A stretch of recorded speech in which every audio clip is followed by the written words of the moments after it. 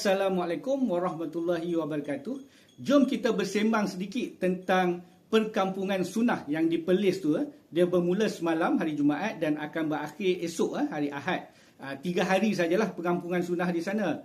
Tahun lepas saya ada membuat ulasan terhadap perkampungan sunnah di Perlis yang ke-7 tu, dan tajuk yang saya berikan adalah mempromosikan sunnah yang tak buat. Ini link videonya dan boleh tonton video tersebut di dalam description box.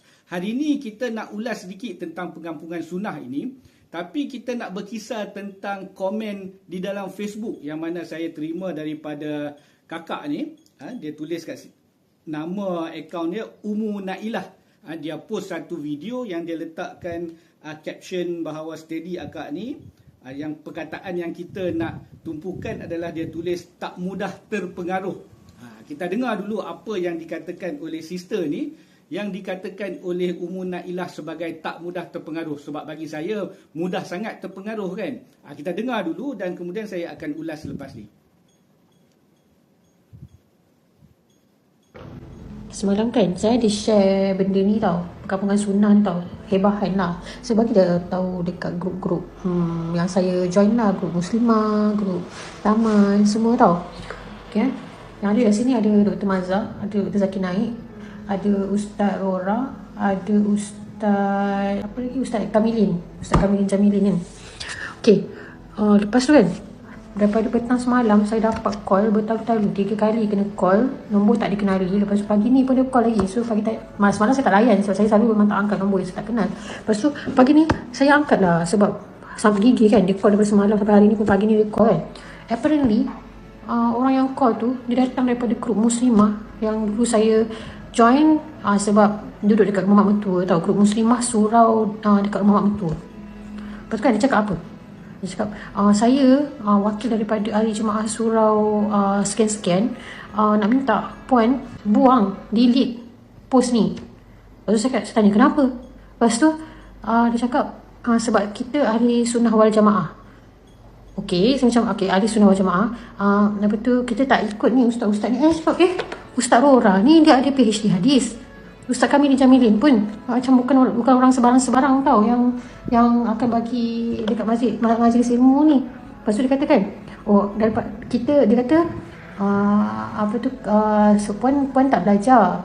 Puan tak belajar, ayat dia macam ni lah, puan tak belajar ilmu. Lepas tu dia kata tengok ustaz-ustaz yang dapat PhD ni daripada mana. Lepas tu saya macam pelik gila lah sebab line up asatizah ni orang-orang yang banyak ilmu tau, yang ada PhD tau. Lepas tu dia kata saya nak minta puan delete post tu juga. Lepas tu kalau puan tak delete, puan dikira Wahabi. So macam tiba-tiba aku Wahabi pula. Lepas tu okay, so macam saya terperanjat lah, macam macam ni ke diorang tengok line up ustaz-ustaz ni dia panggil orang Wahabi pula. So macam pelik betul lah. Saya cakap kita tak elok tau sebab line house asatizah ni orang yang berilmu. Kenapa kita nak ikut dia orang pula? Kita akhir zaman ni lagilah kena orang-orang yang ada PhD hadis ni. Tak faham. Ini pun boleh terangkan kat saya tak apa salah saya buat. Dengar, itu full video yang dipost di dalam akaun Umu Nailah ni lah. Jadi ada beberapa perkara lah yang kita perlu perhatikan.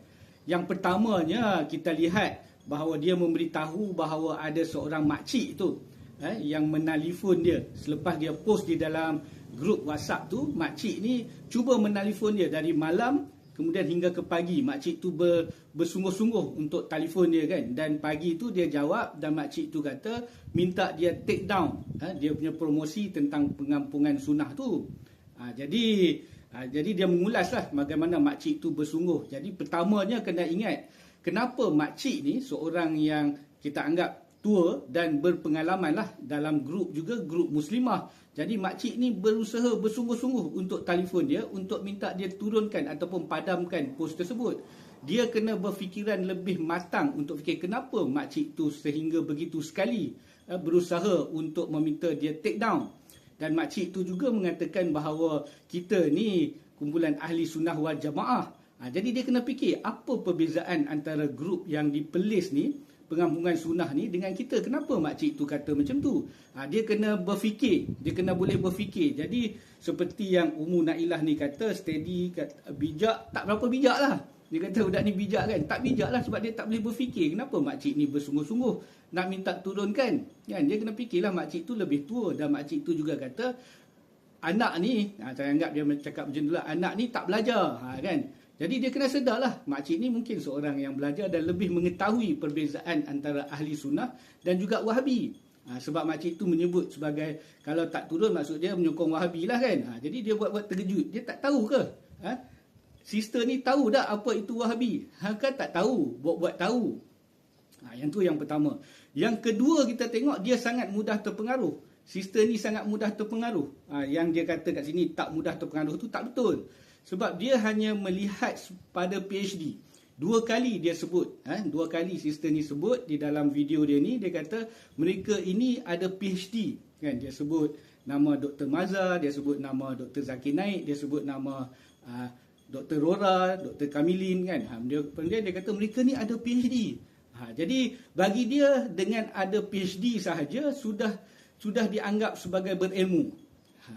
Dia kena ingat, bukan mereka ni sahaja yang ada PhD. Ramai ahli sunnah wal jamaah yang tidak sama fikrah dengan Perlis ni pun ada PhD. Dia juga kena ingat, orang-orang liberal juga ada PhD agama, ada PhD hadis. Orang-orang Quranis juga ada yang ada PhD. Jadi dengan mengambil kira sebagai ada PhD sahaja, consider sebagai orang yang boleh kita ikuti, itu adalah pemikiran yang sempit, pemikiran yang singkat. Saya ada jumpa ramai orang ahli sunnah wal jamaah yang tidak bersetuju dengan mereka-mereka ini juga ada PhD hadis. Jadi dengan ada PhD, kakak ni kata 2 kali dia sebut, mereka ini ada PhD.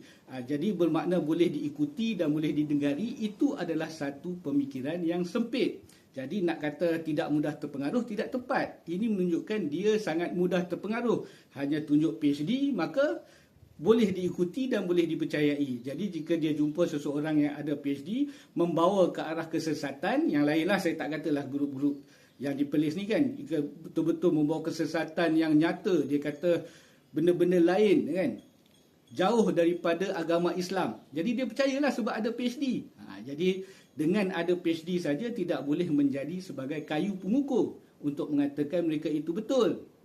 Jadi kita kena ada pengetahuan sendiri, kena lihat dekat manakah tersimpangnya pengajaran dan pembawaan fikrah Wahabi ini. Jadi bukan Wahabi ni bukan semata-mata mereka selalu membuat persepsi bahawa asal bawa hadis saja digelar Wahabi. Bukan, salah tu. Salah tu, itu persepsi yang dibawa oleh kumpulan-kumpulan tertentu untuk menjernihkan panggilan Wahabi. Bukan orang yang bawa hadis itu digelar Wahabi, bukan. Mereka digelar Wahabi sebab mereka tidak mempunyai pertimbangan. Wasatiyah tu tak ada. Kan, orang yang tidak sama sahaja dengan mereka dikatakan sebagai sesat, dikatakan sebagai syirik, dikatakan sebagai kafir, dikatakan sebagai bid'ah. Dan mereka itu pada peringkat rendah. Pada peringkat tinggi nanti apabila sudah taksub, mereka akan mula mengkafirkan dan menghalalkan darah. Itu pada peringkat yang tinggilah. Tak adalah lagi dekat Malaysia ni kan. Tapi kita lihat itulah apabila digelar, diberi nama sebagai Wahabi sebab mereka ke arah itu. Jadi tidak bolehlah mengatakan bawa hadis saja, bawa sunnah saja digelar Wahabi. Bukan. Semua orang yang lain, ahli sunnah wal jamaah juga membawa sunnah, juga mengikut sunnah dan mengikut hadis. Cuma bezanya adalah seperti yang saya sebut tadi. Jadi bagi kakak ni yang beria-ria mempelekehkan makcik tu, kena sedarlah diri tu, kena sedar kenapa makcik tu bersungguh untuk meminta anda menurunkan promosi mereka-mereka ini. Kena fikir, kena ada otak lah sikit untuk fikir kan. Dan kepada Ummu Nailah ni juga, anda kena lebih berfikiran luas lah. Bukan hanya sebab ada PhD sahaja boleh nak mengatakan dia tidak mudah terpengaruh. Itu menunjukkan dia lebih mudah terpengaruh. Tunjuk aja sijil PhD, okey, kita boleh ikut dia. Mudah sangat ni. Okey, setakat ini dulu. Akan ada ulasan lagi tentang perkampungan sunnah ini pada video-video yang akan datang. Untuk ini kita akhiri dulu sembang santai pada petang ini.